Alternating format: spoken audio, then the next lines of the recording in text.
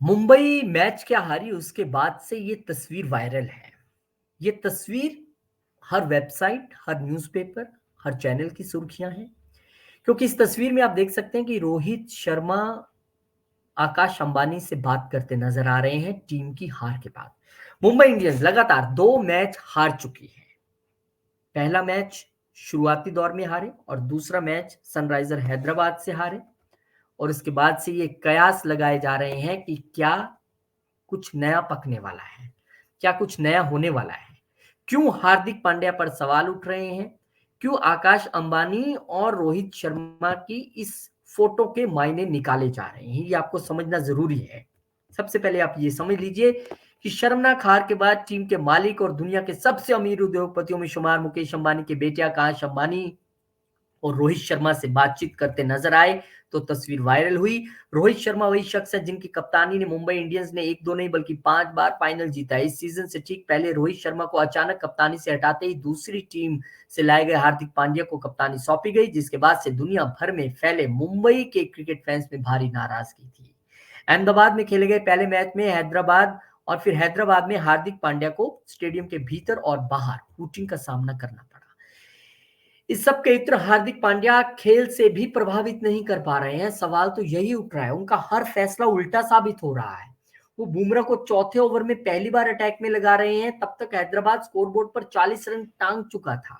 इतना ही नहीं, मुंबई के लिए जहां ईशान किशन 261 की एवरेज से खेले, रोहित 216 की एवरेज से खेले, नमन धीर सिर्फ 20 लाख के खिलाड़ी हैं, 214 की एवरेज से खेले, टिम डेविड 190 की एवरेज से खेले, वहीं हार्दिक पांड्या 20 गेंद में 24 रन बना पाए और स्ट्राइक रेट था 120 का, और वो आउट भी हो गए।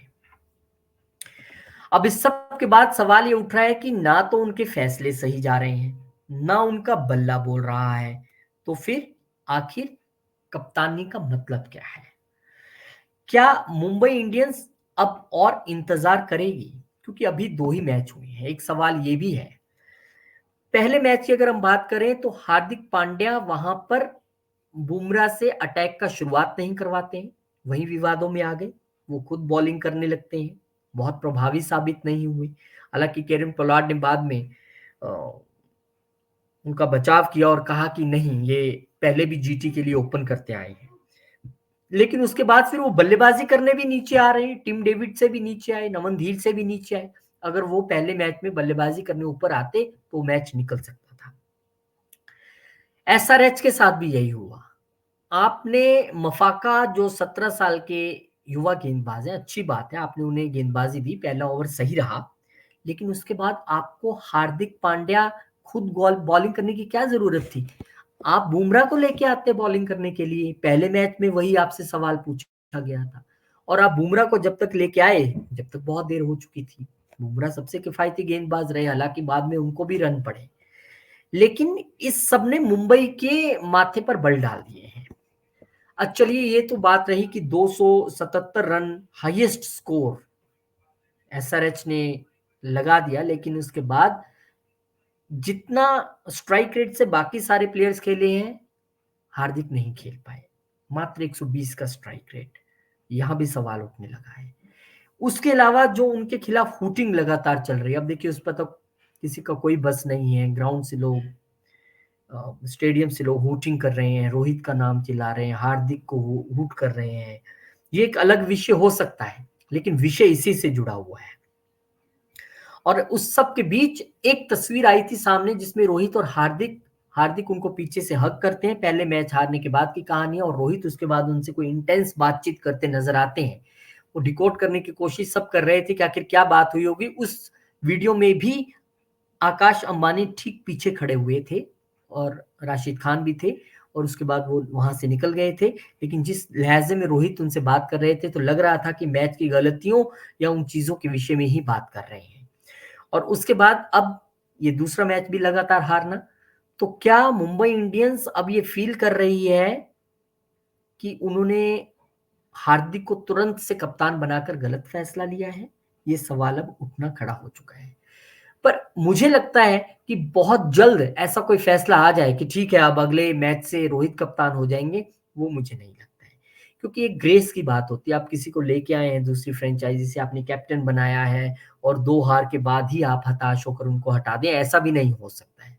हाँ, हार्दिक पांड्या को मुझे लगता है कुछ और मैचेस, कुछ और चांसेस मिलने होंगे, लेकिन उसमें मुंबई इंडियंस ये सोच रहा होगा कि कहीं देर ना हो जाए। ऐसा ना हो कि जब तक हम फैसला लें, जब तक हम रेस से बाहर होने की कगार पे आ जाएँ।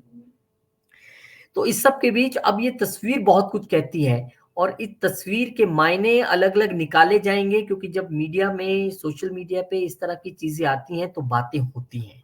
और बातें इसलिए होनी चाहिए क्योंकि हार्दिक पांड्या के डिसीज़न्स गलत गए भी हैं।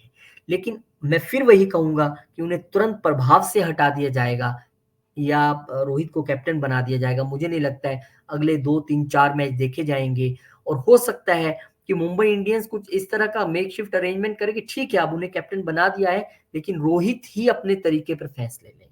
रोहित अपने तरीके से चीज़ों को सेट करें, किसको बॉलिंग देनी है, किसको कहाँ फील्डिंग पे लगाना है, किसको ऊपर भेजना है, किसको नीचे भेजना है, कौन इम्पैक्ट प्लेयर होगा, ये सब चीज़ें देखनी होगी। और इस तस्वीर के वही मायने हो सकते हैं, क्योंकि ये क्रिकेट का एक अलग रूप है, यहाँ पे जीत ही मायने है, यहाँ पर और कुछ मायने नहीं रखता। तो कुल मिला के ये तस्वीर अब पूरी तरह से छाई हुई है हर जगह। और अब क्योंकि अगला मैच 1 अप्रैल को मुंबई का मैच है, ये मुझे पता है कि मुंबई वानखेड़े में है। वहाँ के लिए भी टेंशन सबकी बनी हुई है, क्योंकि वो रोहित शर्मा मुंबई से आते हैं।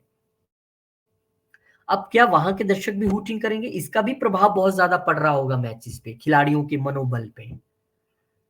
तो क्या वहाँ पे हूटिंग किस तरीके से, अब वो तो दर्शकों को आप नहीं रोक सकते, अपने तरीके से चीज़ें चलती हैं। लेकिन एक बात तय है कि मुंबई इंडियंस कुछ गंभीरता से सोच रहा है।